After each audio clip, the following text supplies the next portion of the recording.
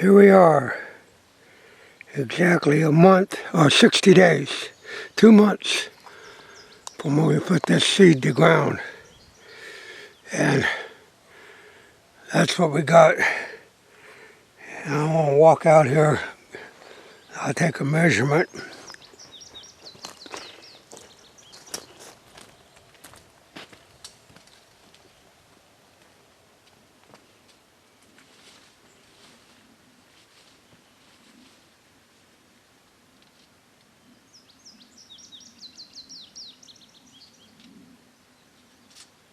"17 inches tall.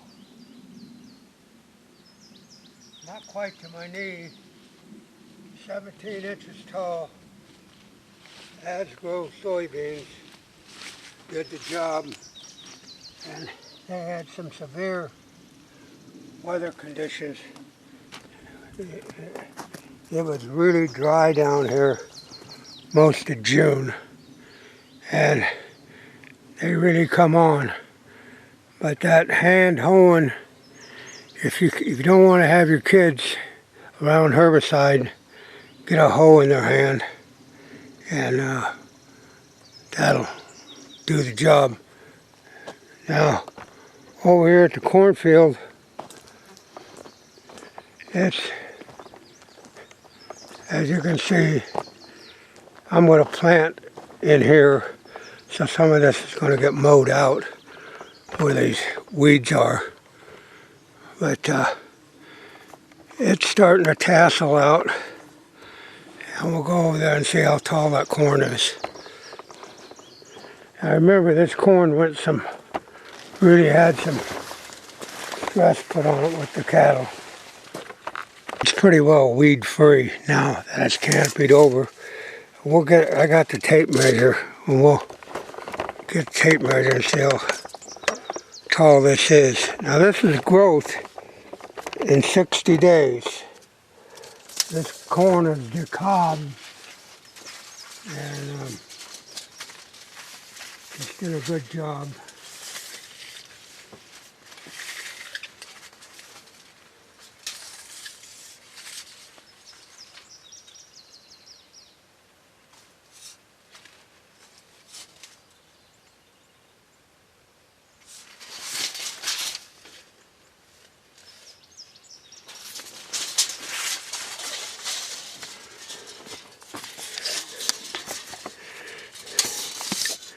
I don't know if you can see that,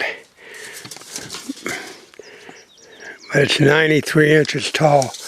It hasn't set any ears yet, but for the most part, it's pretty well weed free, and the weeds don't stand a chance now because it's all canopied over. Now this weed here, it grew when it was real dry, but now we are starting to set some ears. That's 60 days after planting it, and starting to tassel out. Some ears are starting to set. So a lot of work. I could say that little corn right there, I'm going to mow that out back to the back there and plant a fall annual in here. And what I'm going to do right now is 8-10 inches and get some good clean dirt. But Whitetail Institute, you can't go wrong with the soil sample. That way at least you know the health of your soil.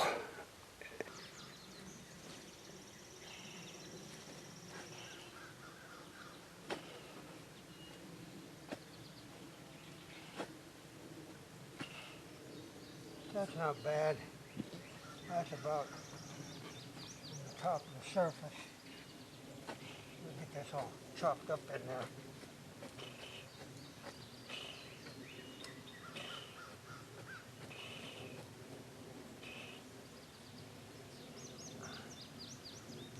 Once again, make sure your tools are painted bright orange so you don't lose them. Now we'll put some dirt in this bag.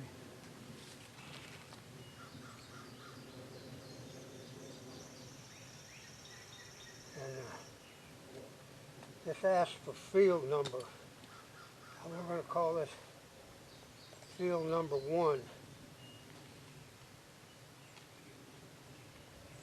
So I don't get them screwed up.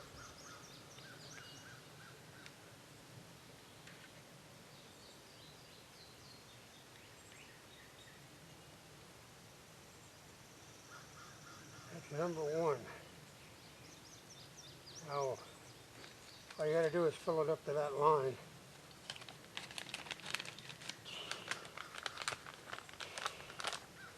And we know what field this is. This is the first field. It's up in this area.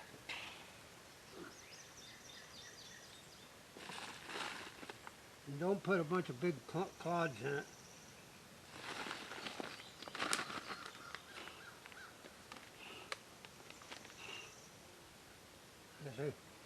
Dig down, get as clean as you can without the residue you don't want in there.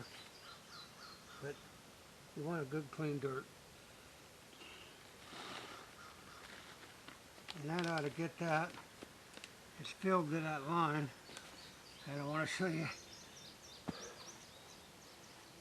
It's really easy. That was dug down 8 inches. So that's not a big deal, but it wasn't the top dirt. So that's field number 1, and we got 2 more fields that we want to do. And then tomorrow, I'm going to disc these fields up and get them going where I want to keep all this stuff number 1. Oh boy, nice day out, but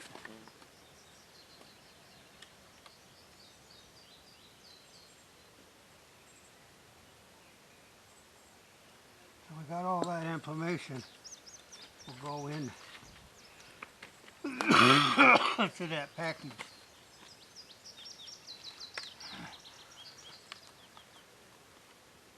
So, that's not a whole lot to do about soil samples. Say, mark your tools. Just throw it down. If it's brown, it's probably lost. Well, let's get on over to the other side of another part of the field. Okay, here's where we're going to do our next food plot, and this will probably be a winter oats type situation, real strong winter oats.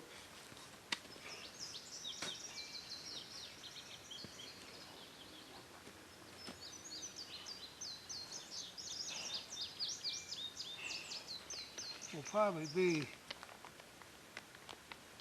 a forage oats type. That's what I got. Get a good hidden spot back there for them to really browse on forage oats. So that's 2. See, I'll be taking those beans out right there, right up to this hedge apple tree. We'll square it off, and that whole area out in there that's been plowed and disced up I left the beans just purposely for browsing pressure for the white-tailed deer if they were browsing on them. But now we'll have to take them out. And like I said, this will probably be all forage oats in here. So let's get on to the third one. Well, you can see how weedy this is, and this is what I wanted. I wanted these weeds to germinate, and they did really well. We plowed this. It was hard as a rock. Then we disced it. Now I'm going to come back and disc it again and knock these weeds out. And I won't be using any herbicide. And it's called sterile disting. And I've had good luck with it. But I'll knock this crop of weeds out, and then that'll plow them out. Then when I get the results of the soil sample, I'll know how much lime I need to disc in on it, so that'll be another disking. So that'll keep those weeds chopped up, and it's going to turn off really, really, really hot here the last week of July. Every day is going to be over 90, so I'm not in a hurry. But I'll get these chopped up tomorrow, and we'll get these soil samples set off, and then I'll get the lime spread next time and disc it one more time before we plant it. And you'd be surprised how good that works without using a Roundup Ready product. Well, we'll go out there in the middle, find a spot, dig me a hole, see what kind of my soil is.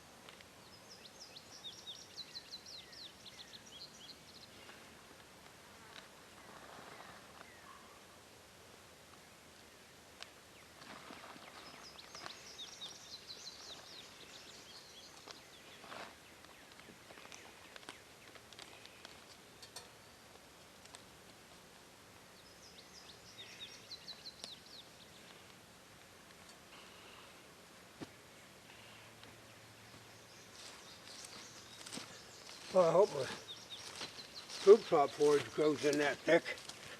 But I want to show you something that a lot of people are confused about.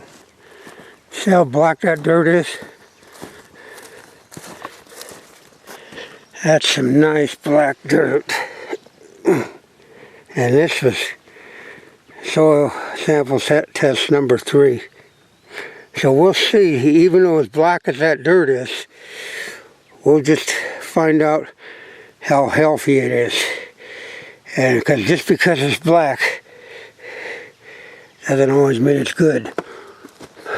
But it did grow one hell of a crop of weeds in there. Really uniform too. And I'd be proud to have a seed job like that. Well, that's it. 60 days of beans and corn in the ground. That little bean there, from May 18th to July 18th, Hasbro beans, 17 inches tall. It's amazing. But it don't come cheap. So, but there's the proof of the pudding. 93 inches tall in 60 days, 17 inches tall in the same 60 days. 2 months.